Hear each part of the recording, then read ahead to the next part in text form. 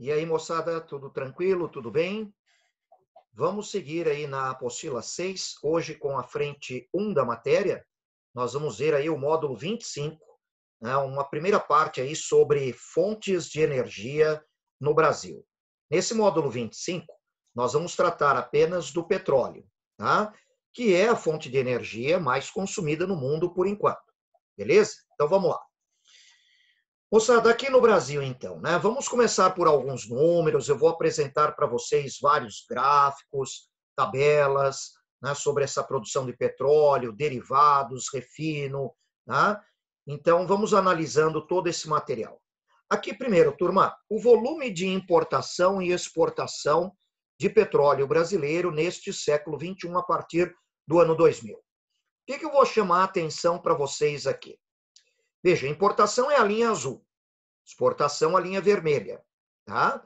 Então, o que você vai observar? Que a partir da metade da primeira década do século XXI, nós passamos a ter, primeiro, uma situação de equilíbrio e depois uma situação de superávit nessa relação de importação e exportação, exportando mais do que importamos. Portanto, isso começa a apontar para a gente como um período em que nós havíamos alcançado a autossuficiência em petróleo. Só que nós temos que analisar isso com muita calma, com muito cuidado. Né? Você vai ver adiante aqui durante a aula. Perfeito? Vamos lá, então. Seguindo. Agora, este segundo gráfico, turma. Autossuficiência volumétrica. Quando a produção nacional de petróleo supera o consumo de derivados. Muito bem. Então, vejamos, ó. O rosa aqui é o negativo, o azul é o positivo. Mais uma vez, o que a gente vai perceber aqui, turma? Que a partir da metade da primeira década do século XXI, nós passamos a ter uma situação de superávit. Eventualmente muda, né? Um pequeno déficit, mas você pode observar que, tá, a nossa produção de petróleo fica acima do consumo de derivados. Correto? Muito bom. Seguindo, turma, mais um outro gráfico. O que a gente vai ter agora aqui? Quando o refino de petróleo supera o consumo nacional de derivados. Porque, veja bem, não é só uma questão de você produzir petróleo, mas você também conseguir refinar o petróleo que você vai consumir na forma de derivados. Né? E aí a situação muda um pouco. Olha só, né? Você percebe que aqui nós passamos a ter mais saldos negativos. O que isso indica? Que, na verdade, né, nós não estamos com uma capacidade de refino adequada ao nosso consumo. Tá? Percebeu como aqui mudou em relação aos gráficos anteriores? Tá? Então, é importante, guarde bem, né? Que a gente amplie a capacidade de refino aqui no Brasil para não termos que importar derivados de petróleo. Perfeito? Muito bom. Números, turma, comparando 2005 e 2018. Consumo, produção e refino. BPD é barris por dia. Tá? Então, observe que o consumo cresceu nesse período. A produção também. E o refino se manteve mais ou menos no mesmo patamar. É aí que está o X da questão, aí, o problema principal. Tá? Olha, só que o consumo cresceu mais do que a produção. Então, na verdade, em período recente, nós voltamos a ficar com uma situação de déficit nesse caso. Quer dizer, produzindo menos petróleo do que consumimos, e no caso do refino, o problema maior, porque ele praticamente não evoluiu. Tá? Então, isso significa importar mais e mais derivados de petróleo. Beleza? Bom, eu estou apresentando tudo isso para vocês, por quê? Porque lá na metade da primeira década do século XXI, o nosso presidente, na época, o Lula, ele comemorou muito o fato do Brasil alcançar a autossuficiência em petróleo. E isso, na verdade, é um tanto quanto relativo, como eu pude apresentar para vocês aí os números que se seguiram a partir da metade daquela década. Tá? Agora, algumas informações gerais. Rio de Janeiro é o maior destaque aqui no Brasil no caso de petróleo. Tá? Tem a maior parte das nossas reservas de petróleo e produz a maior parte do petróleo que a gente tem extraído. Tá? A maior parte das nossas reservas estão no mar, tá? O que leva à produção offshore, fora do continente. 6% apenas em terra, a produção onshore. 91% da produção é proveniente de campos marítimos. Agora, no caso do refino, o maior destaque é o estado de São Paulo. Nós temos mais refinarias por aqui. Lembrando que o estado de São Paulo é o maior consumidor de derivados de petróleo. Perfeito? Muito bem. Vamos adiante, então. Vamos seguindo. Mais gráficos, mais números. Tudo isso muito importante. Olha só aqui que interessante, turma. Reservas de petróleo por estado. Então, veja como o Rio de Janeiro realmente é um grande destaque, seguido pelo Espírito Santo. Evidentemente, esses números estão mudando aos poucos, porque nós temos descoberto novas reservas de petróleo na chamada camada pré-sal em estados diferentes do Rio de Janeiro e do Espírito Santo. Muito bom. Produção de petróleo por estado. Rio de Janeiro continua liderando, seguido do Espírito Santo. Mas esses números também vêm sendo alterados nos últimos anos. O que nós temos agora aqui? A produção de derivados por estado. E aí São Paulo é que ganha maior relevância. Né? Tem mais refinarias, produz mais derivados. Agora, adiante, turma, outro gráfico. Participação percentual das importações de petróleo no consumo brasileiro de petróleo. Então, veja só, 83% nós conseguimos produzir. 17% é o volume importado. Tá? O percentual importado já foi muito grande décadas atrás. Ele vem diminuindo ao longo do tempo, mas ainda temos um pouco de importação. Origem das importações de petróleo. De onde nós importamos esse petróleo? De onde ele vem? Veja, a Síria, a Nigéria, Arábia Saudita, Iraque, Argélia. Aí aqui tem 30% de vários outros fornecedores. Na verdade, nós compramos petróleo de vários países. Não é inteligente sermos dependentes de um único fornecedor. Não é. Porque, de repente, há algum problema naquele fornecedor e a gente fica sem o produto, que é estratégico. Participação percentual das importações de derivado de consumo. Bom, então, no caso dos derivados, 79% produzidos aqui, 21% importado. Tá? Então, essa relação aqui já foi mais favorável. Nós já tivemos, anos atrás, uma situação em que praticamente nós produzíamos aqui, no Brasil, todos os derivados de petróleo que consumíamos. Países de origem das importações de derivados. Aí depende da capacidade de refino nesses países. Muda em relação à importação simples do petróleo bruto. Então, veja, importamos mais derivados de quem? Estados Unidos da América. Aí temos aqui a Argélia, a Índia, a Argentina, a Venezuela, Holanda, e vários outros países fornecedores de derivados. Também não é inteligente ficar muito dependente do fornecimento de um único país, no caso dos derivados. Este mapa aqui, turma, está te apresentando muita coisa a respeito do petróleo no Brasil, né? Terminais marítimos de petróleo, onde tem esses naviozinhos aqui, ó. São portos especializados no recebimento dos navios petroleiros, no desembarque do petróleo e armazenamento temporário do petróleo. Uma vez desembarcado esse petróleo importado, ele vai ser levado por oleodutos até as refinarias. O maior terminal marítimo de petróleo é o terminal Almirante Barroso, Tebar, em São Sebastião, no litoral norte do estado de São Paulo. Refinarias. Veja, esses símbolos aqui são de refinarias. E você pode ver que no Sudeste tem mais. É a região que mais consome derivados de petróleo e várias delas aqui no estado de São Paulo. A Replan, por exemplo, a refinaria do Planalto, em Paulínia, ao lado de Campinas. Muito bom. E aí tem aí alguns traçados de oleodutos, áreas produtoras, que são essas torrezinhas de petróleo. Tudo bem? Muito bom, gente. seguindo. Agora, turma, vamos ver um pouquinho do histórico do petróleo aqui no Brasil, que é importante. E essa data aí é fundamental. Dia 3 de outubro de 1953, quando então o presidente Getúlio Vargas criou uma estatal petrolífera, a Petrobras, e instituiu o monopólio estatal do petróleo. A partir daí, a Petrobras passou a ter exclusividade em pesquisas, perfuração, extração, refino de petróleo, importação e transporte de petróleo em bruto. Não ficou como monopólio da Petrobras o comércio e distribuição de derivados. Tá?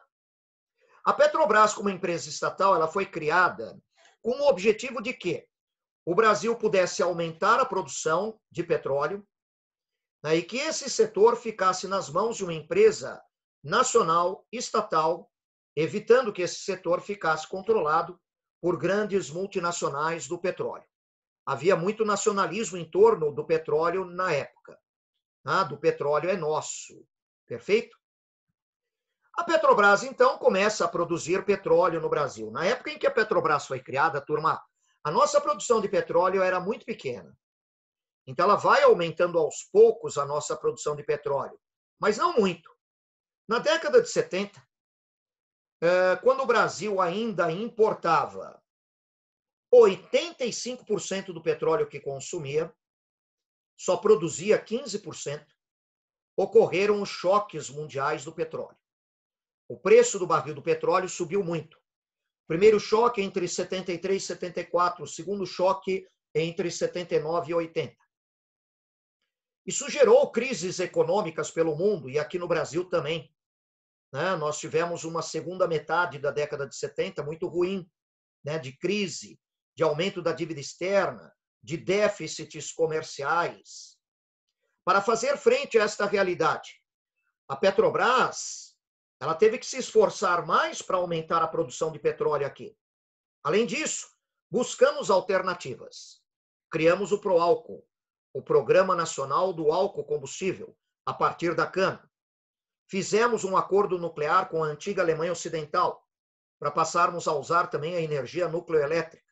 Alternativas. Tá?